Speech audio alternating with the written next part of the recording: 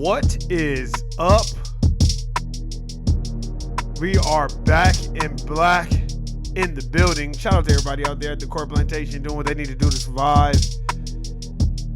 Oh man, shout out to everybody. Shout out to Tasho and everybody in Las Vegas, Lil Angelo, all of them out there in Vago. Shout out to them in the city of Las Vegas. I see they trying to build basically like a downtown Summerlin in North Las Vegas with a Texas that they tore down, which is problematic. But anyway, I digress. So shout out to all my family and siblings in Las Vegas, Nevada. Shout out to the homegirl Shawnee. Philly is definitely in the building. Shout out to the homegirl Erica. Florida, aka Florida, is definitely in the building. Shout out to the homegirl Melina. North Carolina is in the building. North Kakalaka. Shout out to the homeboy Dave from No Compromise and my homeboy James Youngblood. Tex in the building. Georgia's in the building. Man, I was more busy. Man, just so much shit going on. Adjustments, things that you got to be looking for, ideas. I know my brother's David's kind of been off. You know what I'm saying? So I'm trying to choreograph it, man. The end of the year and the new year, man, these core plantations be tripping. But we're going to get into that. FBA Focus 2025. Let's get it.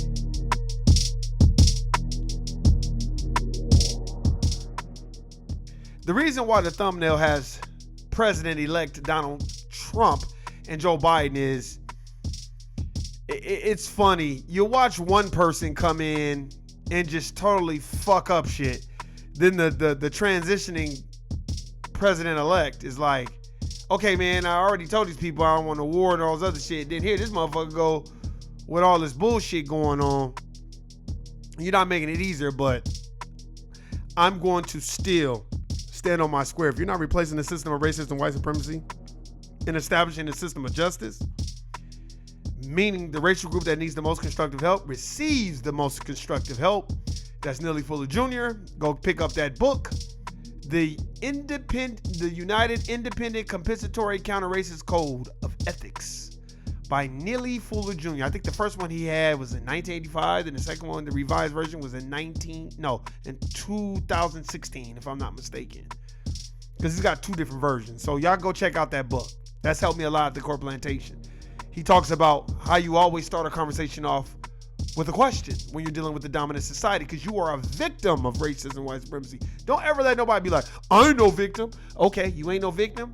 Then who owns the boats, planes, cars, cakes, pies, corporations, agriculture? Because you don't own none of that shit.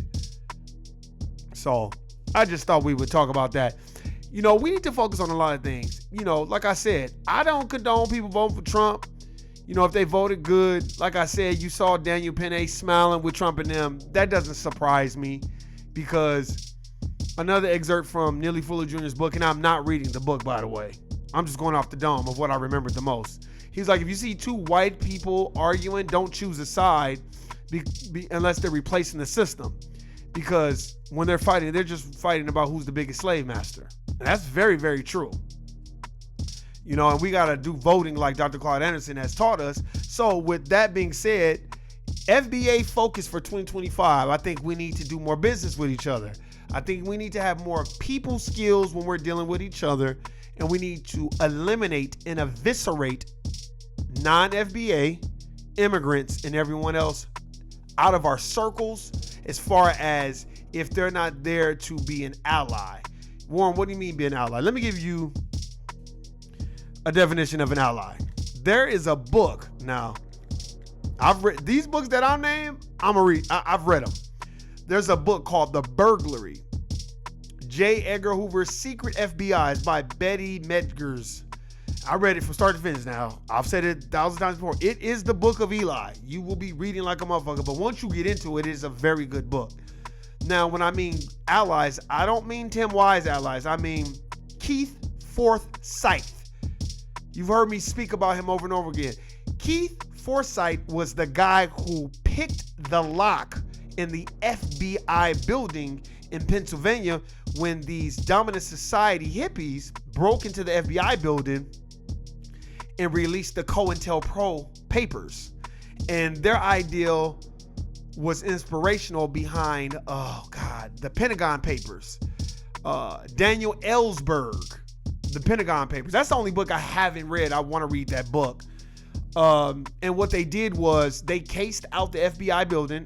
You're like, well, I'm giving you an example of what allies are. They don't have to do this verbatim, but like Dr. Francis Cress Welsing always talks about, hey, tell us what's being said when we're not in the room. So, with that being said, a group of them, I think it was like 5 or 4 of them, they were all hippies and they didn't like the war. And they didn't really know about the branches of government. They didn't know, of course, FBI and CIA are foreign and domestic, but CIA is more foreign and domestic. FBI is more domestic. But the FBI will go the fuck over to another country and get your ass too, though. They'll go get you. If they got sanctions, they'll go get you. But anyway, these dominant society people got together, sat down, and came up with a plan. The plan was to break into the FBI building, get whatever files they can, read them, and then leak them. It's a true story. The reason why I always remember Keith Forsyth's name, because he's the dude that picked the lock. He was the guy that picked the lock to break into the FBI building. And they plotted and planned this for a minute. They watched, because back in the day, the FBI never had its own entity of a building.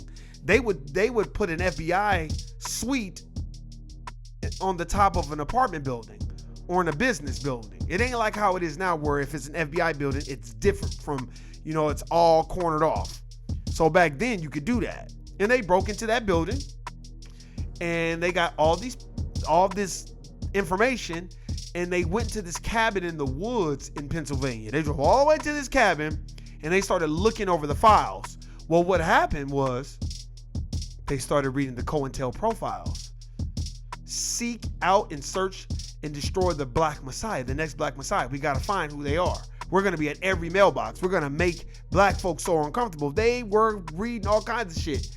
Now, I think it was Keith Forsyth. These were hippies. These were dominant society hippie. These were hippie white folk. So they would go down south and march with black folk. And, it was different time then about racism. And if I'm not mistaken, either Keith or one of the guys that was in that crew that broke into the FBI building, they marched with a bunch of black people down south, and then they ended up getting put in jail.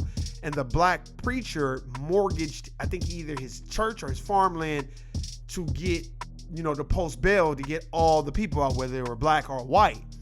And the white dude, he never forgot it. If my memory serves me correct, I haven't read that book. Wow. In about 9 years? 9 or between 7 and 9 years. Probably like 7 years. So he never forgot that. So he was like, we got to do something. So as they're all in the cabin reading this book, reading these files about black people, and, because J. Edgar Hoover, he would write everything down. You know what I'm saying? He just thought he was so elite, he could write it down. Ain't nobody gonna ever get a hold of it. Well, those white group of people did get a hold of it. And what they did was they were all in school. Some of them, they were in school. They were going to university. So they just used the copier, the printer or whatever, the copy machine at this college, and made copies of the files. And then they sent them to the Washington Post, which Amazon owns, I think, the Washington Post by now. Because there's a movie called The Post, and it talks about Daniel Ellsberg in the Pentagon Papers. Y'all got to go see that movie. I went to go see the movie. It was a great movie. I think, not Barbara Streisand was in it. Meryl Streep, if I'm not mistaken, was in that book. In that movie. Go look up The Post. It was a movie. It's a great movie. It talks about the war and how they tried to silence her, because I think her dad or her husband left her the Post, the actual Washington Post, the newspaper company, and they were kind of trying to pressure her to not put what Daniel Ellsberg leaked. They didn't want her putting that out, and she did anyway. So they did it too. Man, J. Edgar Hoover was going up to the colleges. He was using his influence. If you guys don't tell me who made copies of this paper with this toner, you guys ain't gonna be able to renew your we're not renewing our contract. We'll make it real. Oh, he was doing all kinds of shiesty shit. But yeah, they leaked those. They leaked the COINTELPRO. That's where we get the COINTELPRO from. Remember that. The Burglary. Remember that book, The Burglary, J. Edgar Hoover's Secret FBI. The reason why I'm talking about that is because that's what we need. We don't need people turning a blind eye because they getting their tangibles. That's not an ally. That's Tim Wise. That's just a motherfucker running a mouth about slavery. We already know about slavery. We already know about racism, white supremacy. Tell us what's being said when we're not in the room. Get in those conference rooms with those suspected white supremacists and call them out. Once you get out of the office, like, that person is racist, that person is racist.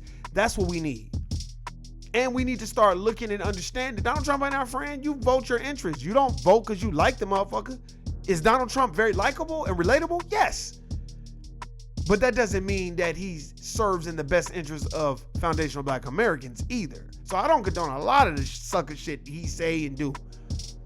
But the one thing that I do have of common ground is deport all these motherfuckers. If they here illegally and they here getting anchor babies and running up the fucking score and tab and where black folk can't even get jobs. I'm talking about foundational Black Americans can't get jobs and we can't get what is owed to us. No, get they ass the fuck up out of here. And that's what we need to focus on. Focus on that. You know what I'm saying? To my people that live in Las Vegas, Nevada, when y'all go to Chinatown or whatever town that is on Valley View and Spring Mountain, I did a podcast about that where I just drove up and down Spring Mountain and look and showed all these businesses that they have. When y'all in those places, don't be mad when they treat you like shit. When y'all going to go get y'all nails done and these Asians are going upside your head and talking crazy to you and all that stuff, don't be getting on the internet and complaining about it, because by now everybody knows what it is. When you get to that corporate plantation and you acting a fool at the corporate plantation and they decide to part ways with you, I want you to have a different understanding. That's why I've been jotting and writing down, because I'm going to write my journey at the corporate plantation. I done seen a lot of fuckery. A lot of fuckery. And I think we just need to be focused on that. We need to stop being so emotional at these goddamn corporate plantations. We need to know how to move at them. We need to start giving advice. And to the older generation, let me just speak to the older generation. Y'all cannot be jumping down our throats about us complaining about working at these corporate plantation jobs, because racism right now is covert racism. It's not overt racism. It's not blatant. They're not just like, well, I just don't want to hire you because I don't really deal with niggas. And I feel like a lot of black folk don't like that type of racism. I do. Why, Warren? Because I know where the fuck I stand. That's why. I don't want nobody giving me the illusion of inclusion. That's why I be jotting and taking notes. And I've seen a lot of fuckery at these corporate plantations. We'd have these conversations at my mom's house all the time. And we have to start educating the older generation, like, y'all don't know what has changed since our generation. Because now we got the new generation coming up, and they're kind of like, the one thing about the new generation, they don't play that bullshit, that racism. Them motherfuckers will get on TikTok and get on whatever, and they'll be like, fuck it, you fire me, oh well, I'll just get another job. This younger generation, they don't value the shit that we value. Because the shit that we value wasn't on the internet, because there was no internet growing up if you were 80s baby. So they don't value what we value, not to that extent. This younger generation, they will quit a corporate plantation job in a minute and be like, I'll just get another one. I'll be a streamer. I'll do this. I'll do that. I'll go get a trade. You know what I mean? So we have to understand that so we can socialize them and give them the game and the information, you know, so they don't do what we do and they do better than us. Because all this, if you don't work for the government, all this working at the corporate plantation for 30 and 40 years and all that, that don't mean shit. That can be taken away from you tomorrow.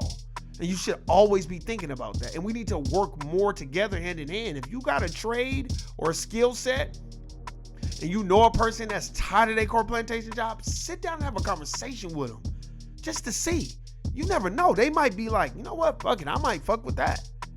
Because, man, let me tell you something. Getting up and dealing with that bullshit every day, the dominant society, man, that is their food stamps in their wick. Running the corporate plantations and being in charge of everything. That's what they have. Because they don't have nothing else. Because once they're no longer in charge, what do? They jump out of windows and kill themselves and kill everybody else around them. I'm not saying that black folk sometimes don't do that, but the majority of it is them, and they're the most violent. Mentally, they're volatile because they'll get you on those court plantation and play all kinds of mind games with you. And as soon as you hold them accountable for one thing, they got an issue and they going after you. So we have to understand these things. Let's focus on it. Let's focus on taking a lot of stuff back. Let's take our art form back. That's why you notice Fat Joe being real quiet, because we're not playing that shit with him. Well, I knew he was on some sucker shit when he didn't want to sit down and have a conversation with Lord Jamar and he started name calling. That don't sound like nothing but the leftists and their talking points. And we gotta stop getting into meaningless debates with people. It's mental masturbation. The first thing you should ask is cite your sources. What book did you get that from? If they're like, oh, well, okay, then there's nothing for us to talk about. That's why I don't be going back and forth with people if they didn't get it from no book. Because I can go buy the book and I can read it, and then I can go get another book that's oppositional, and then we can have a conversation about it. But stop getting into it with people and they ain't read shit and they don't know shit and they just want to be talking because they like to hear themselves talk. No. Stop. You need to listen to people like Dave from No Compromise and James Youngblood. Listen to them niggas. Them niggas will get you right. Man, stop listening to these motherfuckers that just want to do mental masturbation, where they just, you know what I mean, want to hear themselves talk. I get it. Everybody has a certain degree of intelligence, but I'm still learning, as Nelly Fuller Jr. teaches. He always said, I'm still learning. Anytime you listen to him talk, I'm still learning. And I use that at the job to this day. Oh, you doing good? I'm still learning.